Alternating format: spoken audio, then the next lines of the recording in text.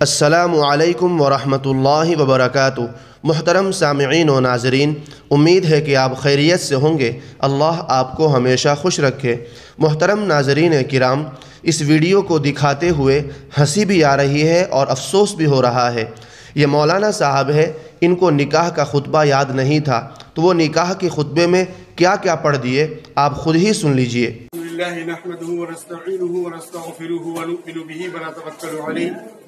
ونعوذ باللہ من شرور انفسنا ومن سیئات اعمالنا، من یهده الله فلا مضل له ومن یضلل فلا هادی له، ونشهد ان لا اله الا الله ونشهد ان محمدا عبده ورسوله۔ قال الله تبارک وتعالى في القرآن المجيد: فانكحوا ما طاب لكم من النساء مثنى وثلاث ورباع فإن خفتم فرجالا أو ركبانا۔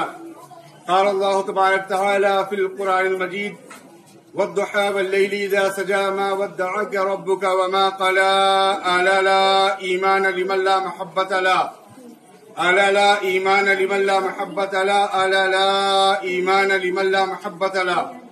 قال النبي صلى الله تعالى عليه وسلم: النکاح من سنتی فمن رغب عن سنتی فلیس منی۔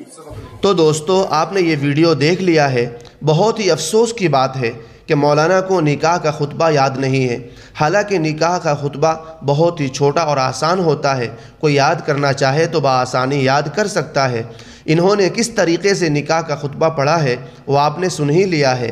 اسی لیے یہ کہا جاتا ہے کہ کم تنخواہ والے کو رکھیں گے تو نکاح کا خطبہ بھی ایسا ہی ہوگا، نہ ان کو نکاح پڑھانے کا طریقہ معلوم ہوگا، نہ نماز جنازہ پڑھانے کا طریقہ معلوم ہوگا، نہ 5 وقتہ نماز پڑھانے کا طریقہ معلوم ہوگا، نہ آپ کو دینی مسائل بتا سکیں گے، نہ بچوں کو پڑھا سکیں گے۔ اگر آپ کسی مسجد کے ذمہ دار ہیں یا آپ کسی مسجد کے متولی ہیں اور میری اس ویڈیو کو دیکھ رہے ہیں تو میری آپ سے گزارش ہے کہ اپنے مسجد مدرسے کے لیے اچھے امام کو رکھیے اور ان کو اچھی تنخواہ دیجیے، تب جا کر آپ کی نمازیں بھی درست ہوگی اور صحیح سے آپ کو اور آپ کے بچوں کو دین کی باتیں بھی بتا سکیں گے۔